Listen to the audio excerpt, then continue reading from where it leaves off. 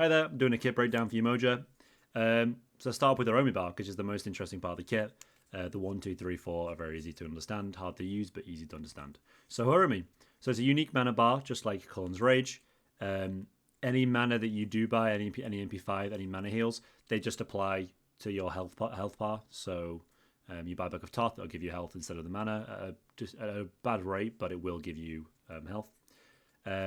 Secondly, you get more Omi per level, at level 6, level 11, and level 16. You get 1 extra Omi. So you start at 7, level 20, you will end with 20. You will end with 10. That's an extra heal or an extra 3. Next up, you have you also gain additional Omi per 5 per level. So you gain 0.05 extra, which is a very insignificant amount. But late game, that means you gain an extra 0.2 Omi per 5. So it's not a lot, but when you add stuff in like Corn Shard, cooldown, meditation, beads, both those upgraded, it's going to start stacking up real quick. So you do get stronger as the game goes on with Yemoja. Number 3, CDR affects how much Omi regeneration you have. So Omi per 5 is just like MP5. Okay, it's how much mana you generate per 5. She starts off with a base amount. I believe it's 1.2, but I think it might be 1.1 maybe, and it can go all the way to 1.9 if you max out everything. So when you get 10% CDR on Yemoja, you get an extra 0.1 OP per 5. So Cloak will give you 0.1. When you reach 20% CDR altogether, you gain an extra 0.2, so that's 0.3 in total. When you reach 30% CDR, that gives you another 0.1, that's 0.4 in total. And when you reach 40%, you gain 0.3 bonus. So what that means is actually the first 20% CDR on Yemoja gives you 0.3. The last 10% CDR on Yemoja gives you 0.3. So going from 30% to 40% on Yemoja is insanely efficient. That's the biggest power spike Yemoja can get is 30% to 40% CDR. So if you have been building 30% to 40%, if you have been building 30% rather than 40%, I'd recommend changing that immediately because it'll make your Yemoja a lot easier to play, a lot more regen, and again that stacks up. This also works with items like Chronos Pendant and Desolation. Yemoja's very, very good with. They give her an insane amount of Omi back. They're very greedy items. The Chronos Pendant a little bit less so. Desolation definitely a greedy item.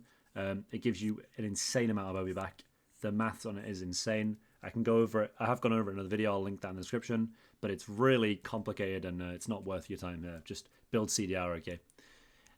Secondly, we're going to go over the rest of her kit. Hopefully you understand the Omi bar now. So her 1 costs 2 Omi and has 2 forms. It has a bubble form, which bounces twice normally. And the third one, so it bounces 1 in a big circle, 2 in a big circle, and the 3, it splits off of the second circle and bounces in like 8 little bubbles around it. Every single time, if you get hit by the first bubble, the second hit will do half damage to you. You can get slowed on the first 2 bounces, but not on the third one. That just does damage. It's only a 1 second slow, but it does do a lot of damage. If you can manage to hit all the bounces, again here, bubble damage 180. So 180 plus the 90, and then it includes the third hit as well, 90 damage. So it does 180 plus 90 plus 90. So again, the base damage is absolutely insane if you hit all 3, which is impossible to do for the record. The second one is going to be her Moonstrike, which she calls down a giant circle. The closer it is to you, the bigger it is. The further away, the smaller it is. So hitting range stuns on your Yemoja is really hard. That's why I recommend using your 3 first to set yourself up. But your 1 is a lot easier to hit from close range. Only the inner circle stuns. So you have to hit a part of the inner circle. The other circles outside of it only do damage. But you can overlap it where you do the damage of the main circle and stun and get an additional damage proc from the second Moonstrike on the left or the right of it. So here you can see the inner circle does 210 damage. The outer damage does 100 damage. So again, that's 310 base damage you've got there, including the bubble strikes. You do a lot of damage, and that's only 2 Omi again. You do stun for 1 second off the Moonstrikes, and that does actually affect structures as well, as on top of enemies. It's a very underutilized thing. I don't use it that much. Very rarely have I ever used the stun. The only reason why it would ever be good is if you've got Emperor's Armor or an Orinal on the Phoenix, or a bomb, because it's actually just less efficient to do than healing. Healing is usually more efficient, unless you've taken 7 Phoenix shots. And at that point, then yes, stunning the tower will be more efficient than healing, but it's very rare to use that feature. Secondly, we're going with Many Waters. Many Waters is just Yemoja's heal. It bounces around. It's probably her easiest ability to use. Why I recommend going Fey Hoops and other healing buff items. It's the easiest way to play Yemoja, and that's pressing too. You hit one ally, it'll bounce to the next, to the next, to the next, and it'll give them shields for 3 seconds. The only special thing about this ability to understand is that it does bonus damage to shields. So let's say you see a Nike ult and you 2 her. The base damage here of 185 will do triple damage to that shield. That also works for Lancelot, Geb shield, Odin shield, even protection buff. If you walk into duel lane and you see them with a little shield on them, just 2 them once, and it will do. It can do upwards of 580 odd damage to a shield late game. That's a pretty big chunk. You can also do that through an enemy and then still hit your ally, but it's extremely hard to aim. Thirdly, we have Riptide. Riptide is an ability that can be used in 2 ways. One is to push forward and one is to pull back. Both work on allies and enemies the same. There is a certain threshold where when you're aiming too far away, it will turn into a pull back to you. If you put it close enough, it'll be a push. So any ally that gets in the Riptide, either getting pushed away from you or towards you, or either forward or backwards, they will get the protections and the movement speed. Any enemies going through the Riptides, going forward or backwards, will get the slow. That's pretty much all you need to know. Her 3 is very hard to use. You can use it in combination with the ult to trap people in. You can throw your teammates out of CC chains. You can use your 3 when a new ult comes in. So you could if you've got guaranteed damage coming in, you could 3 your teammates. It's one of her best peel abilities, but it's the most difficult skill for people to use because it has so much negative effects to it. So the problem with Yemoja's 3 is that if you're 3ing an ally, they're in the air, they can't Aegis damage. So let's say a Thanatos is coming in the air and you 3 them and they get to execute Rash Threshold, they're dead. You've killed them. It's all your fault. So it's very hard ability to use. And 4, we have Yemoja River's Rebuke. Very simple. It's 2 giant big walls of water. They both collapse inwards. The slow starts off really strong, and after 3 seconds it goes away, and the waves collapse in, and it does a little bit of a tremble, an additional slow. When Yemoja walks inside of her double walls, you do get an extra Omi regeneration, which is plus 2.5 Omi per 5. Now her ult can last 3 seconds, and her ult lasts 3 seconds, and her buff duration lasts 4 seconds. So you can get 7 seconds of that total. That's going to give you roughly an extra 3.5 mana, 3.5 Omi on top of everything else that you're already getting. So again, Omi regen stacked with Omi regen, very important to do, very important to get.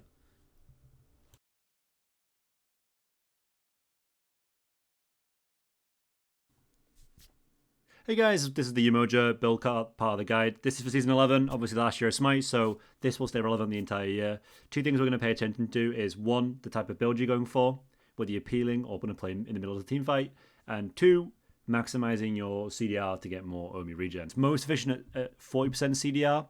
The reason for that is that even though you're gaining, you assume that you gain a flat amount per 10%, but if you go from 30% CDR to 40% CDR, you're actually gaining more for that 10% increase than the first 20% combined, which is weird. I don't know why it works that way, but it's just a weird way that Yemoja's been balanced in Smite. So you actually want to make sure you get 40%. 30% is not good enough with Yemoja. You need to get 40%. We'll be doing 2 builds, and I'll go through both. So first off, we'll go for the War Flag build. And again, this is just a generalization. I'm not suggesting you build this every game.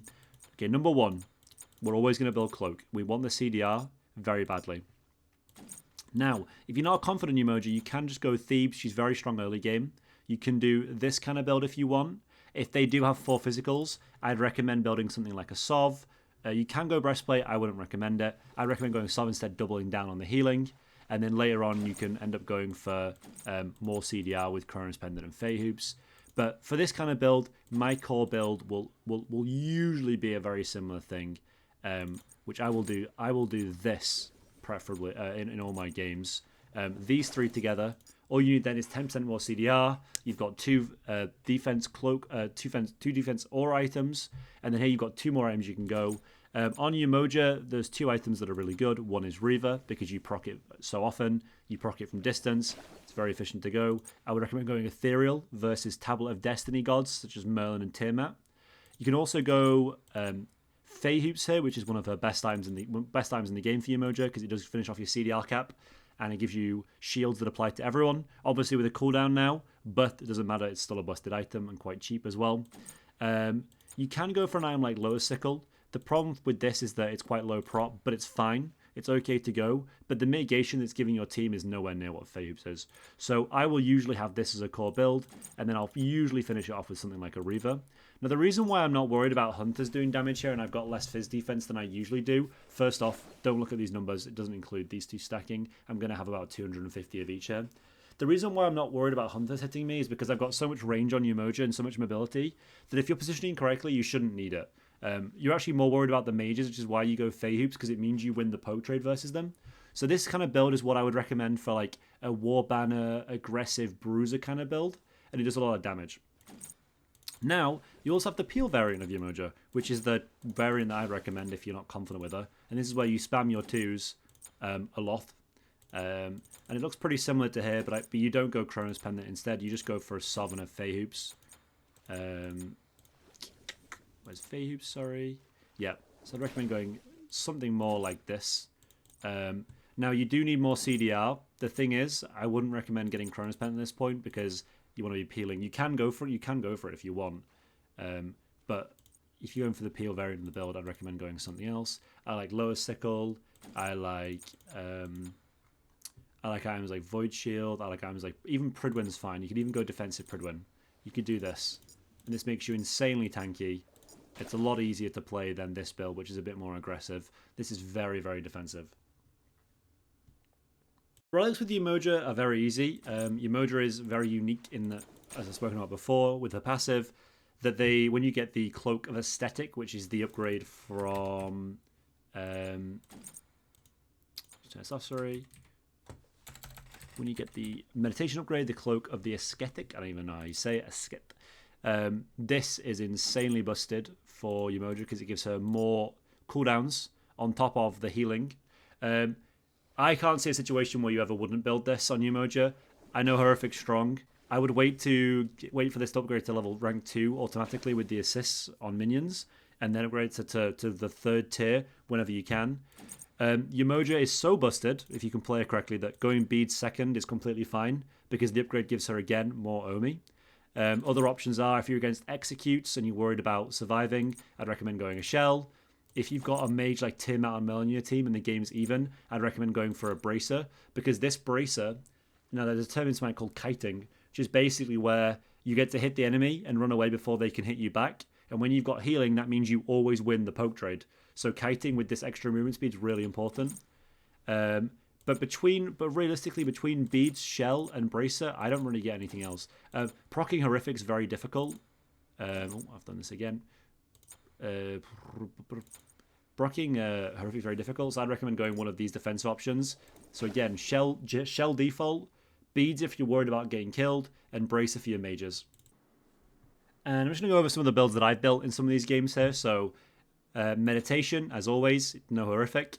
I have gone Phantom Shell here because I was worried about the Hunter and the Thanatos Execute, also good versus Cabrakan Walls. I've gone Compassion. It's a peel comp. We've got the better team comp late game. They've got good poke, but I can absorb it all with Fey Hoops and Prophetic Cloak. Sov for more healing.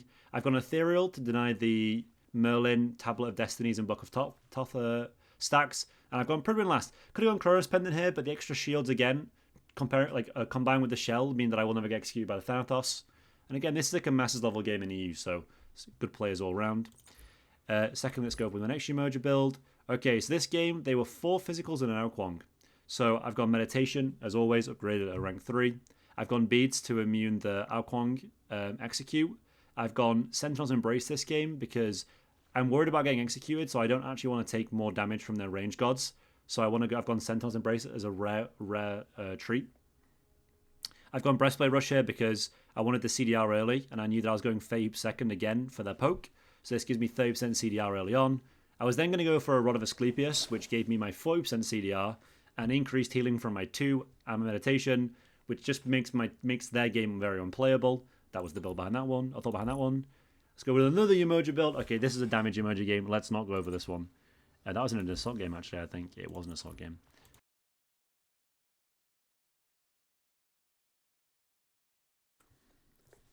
Hi guys, I'm doing the leveling for Yemoja today. She's the easiest character in the game to level, and you don't change it for anything. Literally nothing. So always starting off with your 1. Level 2, you're going to get your 3. Just so you can play safe. I would recommend not using your 3 ever. Unironically, I would not even recommend using your 3 unless there's a life or death situation. Otherwise, it's not worth the Omi. You're going to point skip to get 2 points in the 1 at level 3 here. No point getting your 2, it's too expensive. You can't have 2 abilities that you can't use. Your Omi per 5 is too low. The heal does nothing, it's like 30 heal and 30 shield. You're going to point skip at level 4. And at level 5, you're going to double level River's Rebuke and Bouncing Bubble. Now, level 5, when you have Horn Shard on Yemoja, you're going to have an extra 3 Omi from if you ult and then use your Horn Shard. It's going to get an extra 3.5 Omi regen on top of what you're already getting.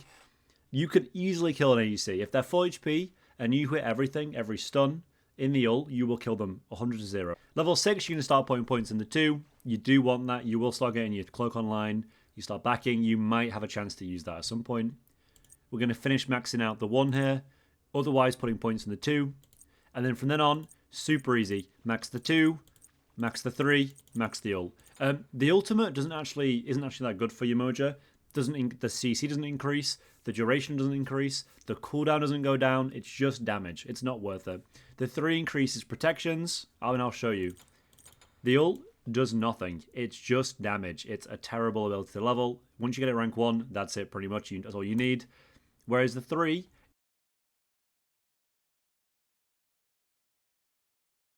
To start off with this team fight, I have Med, Beads, Coronas Pendant, and Deso, all for CDR, for Omi, so we'll watch what happens in this team fight.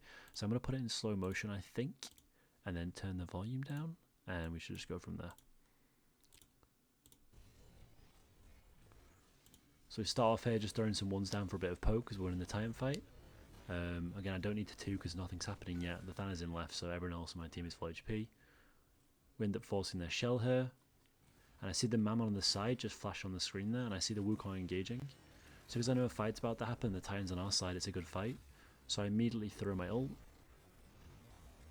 Well, throw my ult, press my meditation.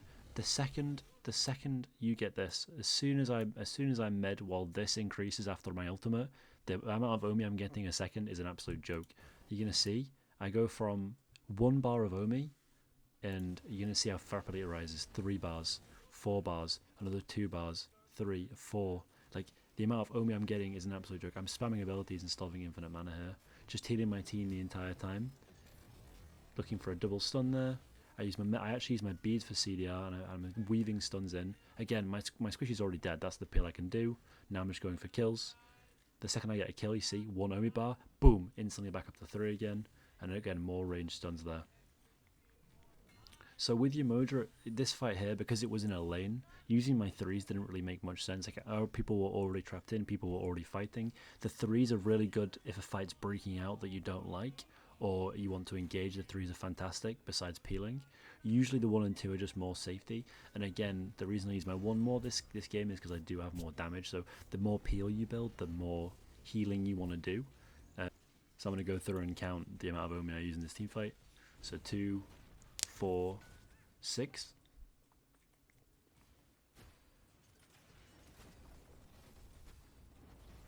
9,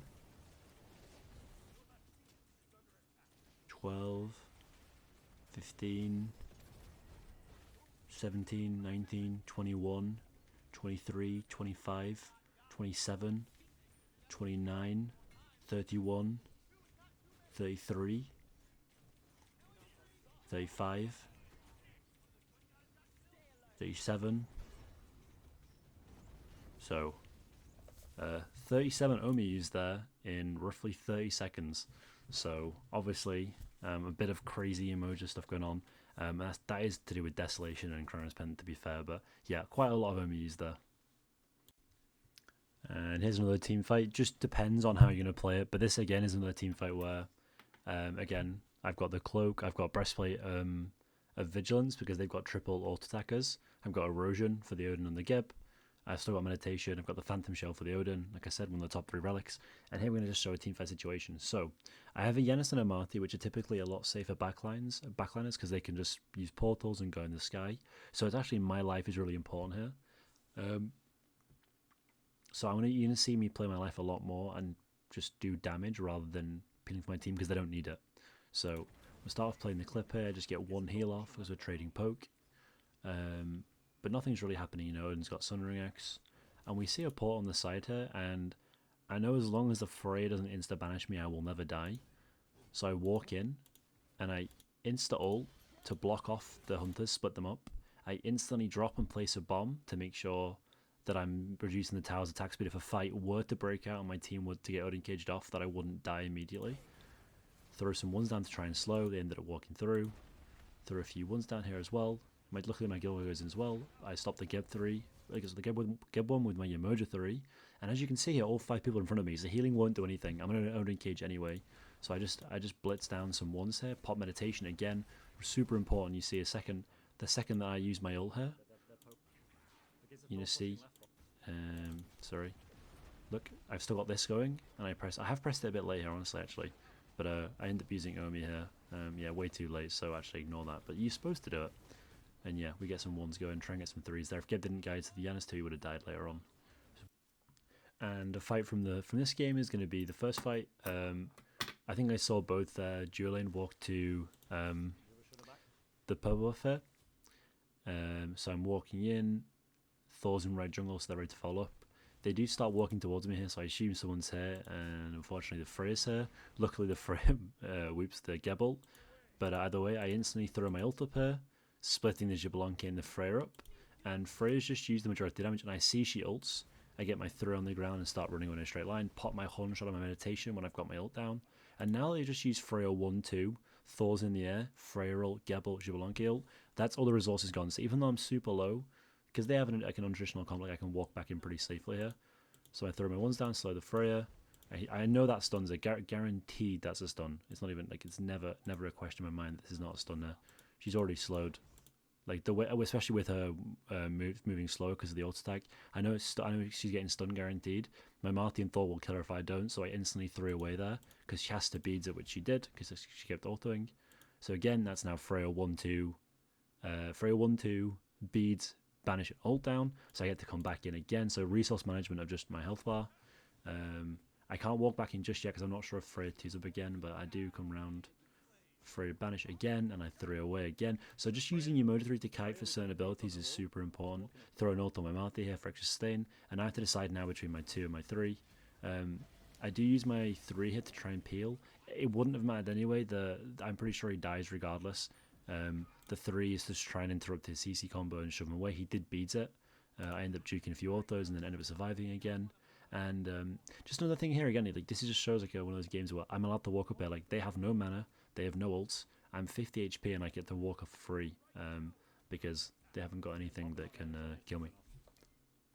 So just getting some ethereal stacks here with my 1. I do end up missing, doesn't matter. And as you see the fire dart dropping, like, it's getting below a quarter. I'm leaving it a little bit late even. But we don't have a mage to secure. I throw my walls up and I instantly drop a 3 as well. So what happens there is I know that their hunters are stood way too far to the left here. So I just block off their autos when it gets low. So now they have no secure on Fire Giant, and it's in a risky position now, especially with Yanis around. Like it's a good chance to steal. I instantly drop my ult, drop my 1. Xbalanque dash gets caught, but I had my 3 ready to go already. So this is what balled off here, and I threw my 3 over the wall. So both corners they can escape in are both blocked off. So we force a Xbalanque dash and Freya ult straight away here before the fight even starts. I'm starting to throw my 1s for damage. And then now we're back to Fire Giant. I have Pop Meditation. They get Fire Giant, doesn't matter. Throw 1-2. And then I instantly start using my 3s to spurt forward for the Odin here. I do as well, like track the Odin, jump over the wall, place my 3 in case the Thor wants to chase, but didn't end up happening anyway. And that was the game for that game. So am I. And that's the updated Yemoja guide done. Again, if you've got any feedback or the next god you want to see, Yemoja's obviously a difficult one because she's very hard to play, but easy to describe. But yeah, I'm looking to do other guides, if you guys are enjoying them. But yeah, I guess like, and then comment below which god you want to see next. Peace.